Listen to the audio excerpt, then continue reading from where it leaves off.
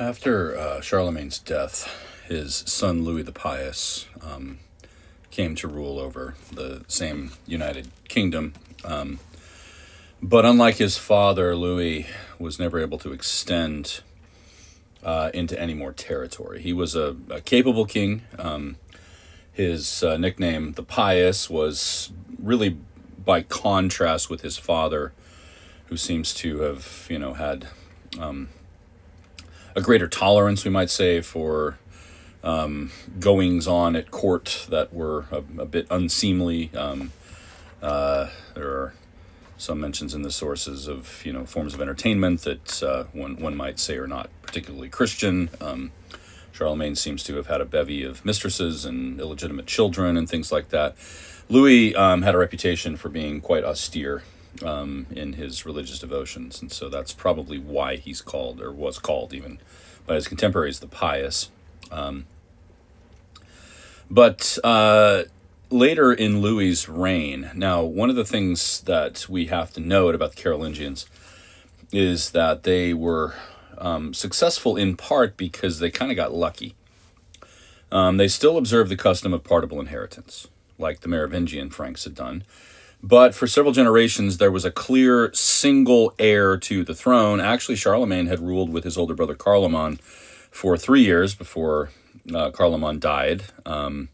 And Charlemagne assumed single rule at that point. And so even Charlemagne had shared the throne and shared the kingdom with his brother. But he was far more capable than Carloman. And so, and he was saved, I guess, by we might say, a timely death. But with Louis the Pious, the luck of the Carolingians had run out. He had 3 sons who reached adulthood, and their names are quite predictable. Lothar was the oldest, and then Charles and Louis. Mentioned how common those names are for the Carolingians. And so later in the reign of Louis the Pious, Louis seems to have signaled an interest in changing the custom and really kind of imitating the Romans, and that is choosing a single heir for his entire kingdom so that he could keep the kingdom united. And he seems to have chosen or made clear that his oldest son Lothar would be the heir to the throne. Well, the younger sons were not happy about this and ended up rebelling against their father, fighting some wars, and Louis died with the kingdom, in conflict. And it's actually during this period where the 3 brothers continued to fight against each other that Duoda wrote her handbook for her son. Her husband was the Duke of Septimania, which is this region down here that kind of stretches from what is now southern France down across the Pyrenees into the region around Barcelona. And so, they were living in this precarious environment where the 3 potential heirs, or the three sons of Louis, I guess under partible inheritance, they are all heirs, were fighting a civil war against each other. This lasted for another 3 years. So Louis died in 840, and in 843, the 3 brothers ceased their conflict and made a treaty at a place called Verdun, which is in kind of northeastern France, where they agreed to divide up the empire into 3 parts. Lothar took the middle. He wanted access to Aachen, which is up here. He also wanted, the route to Rome and Italy. And so he took this middle kingdom. If you know anything about the geography of Europe, this is a really colossally stupid move on Lothar's part, because not only are there, few natural boundaries. Not only does he have the middle, right, surrounded on both sides by potential enemies, but he also has this narrow corridor right through the center of Europe here. And then you got the Alps running directly through his kingdom, cutting off the southern part, which is in northern Italy, from the northern part. So is it any wonder that this Middle Kingdom did not last more than one generation. After Lothar's death, the Western Frankish kingdom and the Eastern Frankish kingdom quickly invaded and swallowed this up, and it ceased to exist. But the other sons, Charles, known as Charles the Bald, who we've already mentioned in the Duota connection with Duota, he took the rule of West Francia, and Louis, called Louis the German, took rule of East Francia. And as I said, these two kingdoms eventually swallowed up the Middle Kingdom. But from that point on, the luck really ran out for the other Carolingians. And Charles the Bald, Louis the German, they all had multiple sons. Those sons had multiple sons. And quickly, via partible inheritance, all of these kingdoms were divided up more and more. Lots of fighting between the different heirs to the Carolingian royal house. The nobles, and you can see roughly how this was broken up, right? There are powerful nobles over all of these territories. These were the counties. Some of them took the title of duchy and were ruled over by dukes. So Swabia and Bavaria and Franconia and Saxony, for instance, right? Aquitaine. These all have dukes. And the nobles, were very quick to try to seize autonomy within the territory they controlled and to play the various Carolingians off against each other, to the point where the Carolingian kings just became incredibly weak. It's actually in this setting that Notker, who's the other major chronicler of Charlemagne's life, wrote. This was in around 880 that he was writing his life of Charlemagne, and this is really, as I said before, a didactic text meant to instruct one of the heirs of one of the potential heirs of the Carolingian throne, a guy who goes by the title of Charles the Fat. And that's another signal, by the way, that the kingdom is falling apart, is that a lot of these later rulers have really unflattering nicknames, right? So you have Charles the Fat, you have a Louis the Child. It seems he was too young really to rule, but he was the heir to part of this whole thing. There's even a Charles the Simple. That's not a terribly flattering nickname.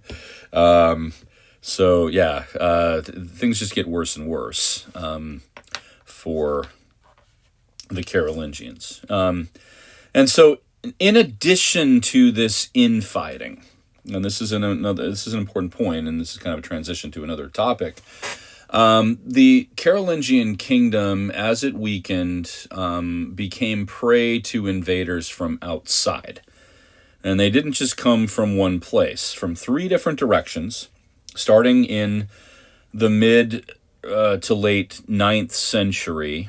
The Carolingian lands were invaded by different people intent on, first, some of them just plundering, but others carving out territory and controlling key lands that would give them, better an economic leg up or a strategic, position or something like that, right?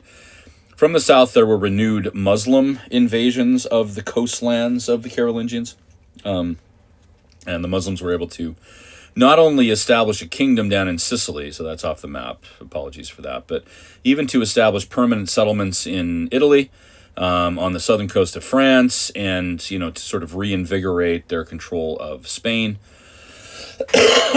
And Muslims raided well inland here several times, right? So that's one place where the invasions came from.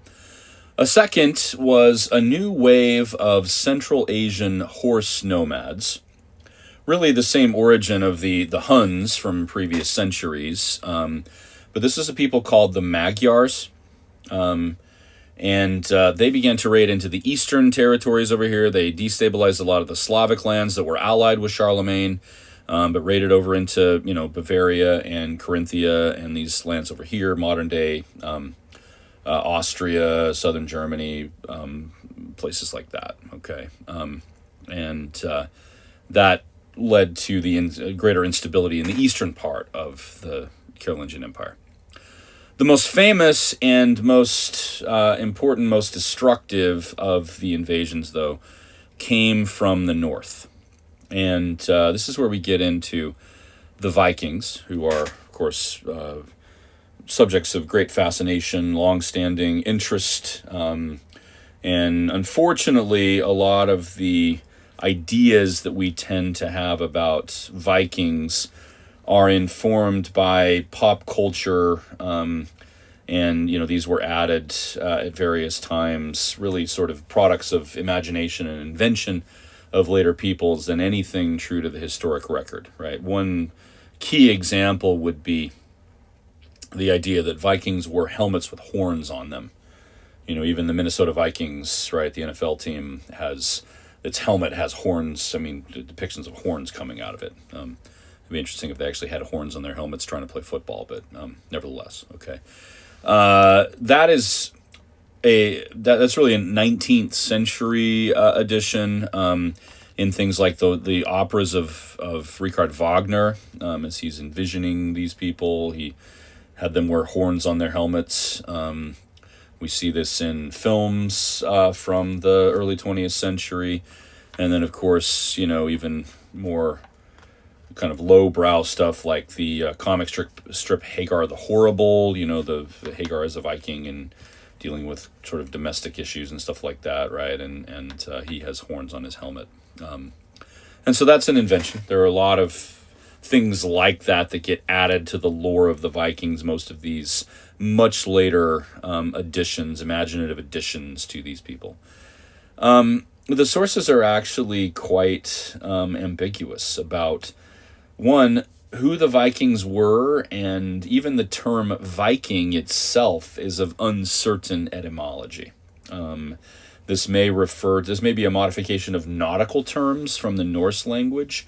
It may be something from the Saxon, the Anglo-Saxon, that refers to settlements or something like that. And there are even, there are verbs in Norse that sound something like this that have to do with seafaring and things like that. Okay, so it's uncertain but by as early as like the 8th century, there's already a reference to Vikings, and that this comes to mean something like pirates, or even barbarians. Okay, so we're not sure where that term comes from, but it's a term that comes into a fairly widespread use. The first record of a serious invasion. So we're talking about people from Scandinavia here. All right, I'll come back to this image in a moment. And so, Norway, Sweden, Denmark, right? These are the lands of these peoples. But in the year 793, a group of these Norse, and so the other term that is commonly used, maybe the most commonly used term for these people, are simply the Northmen. Normani in Latin gets used. Okay, so Northmen or Normans. In the year 793, a group of these Northmen invaded the northeastern coast of England, sacked a few monasteries there, carried off a fair amount of wealth, and eventually established a kind of permanent residence there and expanded their reach over time, right? And so the British Isles were the first to see serious invasions. But during the 9th century, and especially into the 10th century, as the Carolingian lands weakened significantly and became much more vulnerable, the Vikings devoted much more attention to the continent. They continued to be interested in the British Isles, but they moved a lot of their operations down here. I'm making it sound like this is a unified effort. It is not. These are individual chieftains leading war bands. This is not anything that's directed centrally or anything like that, right? One of the things that made these Vikings so successful at raiding was their naval technology. This is a partial reconstruction. Actually, some of this is original from a ship burial. So it's pretty common for them when their war leaders died, they would actually bury them with one of their ships, and with a lot of grave goods and these hoards of gold and silver and things like this. Okay, so This is from a ship burial in a place called Oseberg in Norway. And it's now, the reconstruction of the thing is in the kind of entryway of the Viking Ship Museum in Oslo. And so that's what you're seeing here, right? So the longboat or the long ship, okay, this was the means by which the Vikings sailed from one place to another. It is a capable ocean-going vessel, but because it has a very shallow draft, it makes it possible for this to sail into rivers, at least deep rivers, maybe not up creeks or anything like that, but it can sail up a significant river, so it can go inland with it. This thing can be beached, and so you can quickly invade, coastlands and things like that, right? The longboat really was key to everything that these Vikings did. And there's a lot of sources which just evince an intense fear of these Northmen. One source that gets used a fair amount is this text called the Gesta Normanorum, the Deeds of the Northmen. And, this just gives us indication of the kind of attitudes that existed about these people.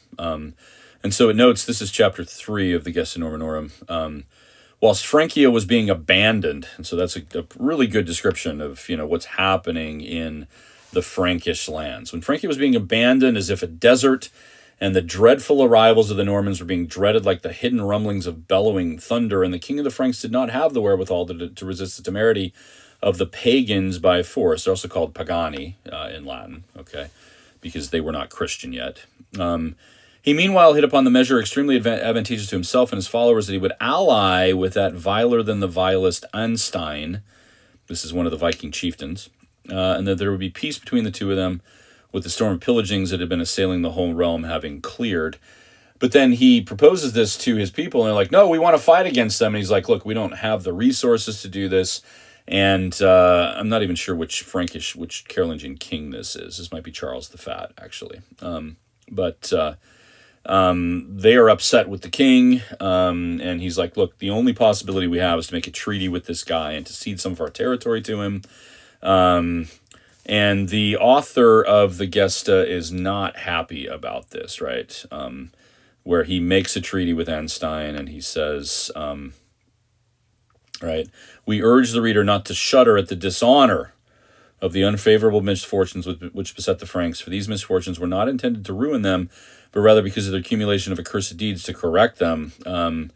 We should have known better, really is, and, it's really to our shame that we didn't understand that making a treaty with Anstein was a bad thing, because he betrayed this, right, and quickly went on campaign again and crushed us and took a bunch of our territory. And so, this is not kind either to these Frankish kings who are trying to hold on to some of their power, or to the Vikings who were, making things unstable.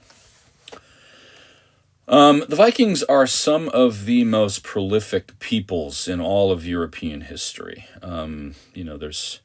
You may have the impression that they were really only interested in Western Europe, but groups of these Northmen, of course, made it up to Iceland by the 10th century, to Greenland by about 980. There are permanent settlements in Greenland. This is during a period, by the way, of global warming. This is called the warm period of the Central Middle Ages, and so the cold weather that is, of course, common to Greenland was not quite so bad, apparently, during this period. By the 11th century, there was a group under the leadership of a guy named Leif Erikson who made it as far as Newfoundland in Canada, using longboats, right? And there have been modern attempts to rebuild longboats using traditional kind of technology, and there have even been, groups of Norwegians and Swedes who have sailed these things across the Atlantic just to show that it can be done, right? Because some people, I think, were skeptical that was an actual thing. But groups of these Northmen, made it up the rivers in what is now Russia. By the 10th century, a group of these Vikings took over the lands in the region around Ukraine and Belarus. Actually, the city of Kiev became a kind of capital from which they ruled. They were known as the Kievan Rus. Now, the term Rus really applied to these Norwegians, to these Scandinavians, is the origin of the term Russian, right? And of course, they began to mix with the Slavic peoples there. It's not like they retain their ethnic purity or anything like that, if such a thing exists. But I mean, this is a group of Northmen who ruled over this territory for a pretty long time. There's a dynasty of them that lasted all the way to the 16th century. By the 11th century, they had made it, via these rivers here into the Black Sea and as far as Constantinople. And a group of Vikings came into the employ of the emperor in Constantinople as this famous military unit known as the Varangian Guard. They seem also to have made it into the Caspian Sea and then even into the Middle East. There's archaeological evidence even, that they made it as far as Baghdad and, may have offered themselves as mercenaries to the caliph there. They also began to make their way around the Iberian Peninsula into the Mediterranean, and started to take up pillaging and raiding into these islands, even into the southern part of France here. There was a monastery on the Loire River up here who kept getting invaded by these Vikings, and so finally the remaining monks just packed up everything they had. They moved down here to Provence and built a new monastery on the Rhone River. And about a generation later, another group of Vikings had come all the way around the Strait of Gibraltar, sailed up, and sacked the same monastery, right? So you just couldn't get away from these people. And then, it's a Viking chieftain in the 10th century, early 10th century, 911 is the year for this, who made an alliance with the Frankish king there and was acknowledged as the ruler of, or the Duke of Normandy. And Normandy itself, of course, comes from Norman or Northman. And it's a descendant of his, 150 years later, William, who then crosses the English Channel and defeats the Anglo-Saxons and takes over rule of England. And so he was of Norman or Viking ancestry. There's also a group of Normans who oust the Muslims in the 11th century from Sicily and southern Italy and become the kings over this region, and even were making moves to try to conquer the Byzantine Empire. Right, so Vikings are prolific. They end up just about everywhere. But traditionally, the end of the Viking Age is seen as, coinciding with the Norman invasion of England and William the Conqueror's conquest there. As a result of all of this, for about 150 years, there's a great deal of instability in Europe. This is not to say that that's the only thing that defines this entire era. There's really a lot of creativity going on in other things. There are new forms of monasticism being experimented with, for instance. There are lots and lots of new attempts to establish order. This is actually one of the things that I want to start the next week with, is talking about the quest for order and some of the creative efforts that people put into reestablishing order. But the 10th century is otherwise quite fascinating for this reason, and the Vikings will always be cool, I think. So, all right, sounds good.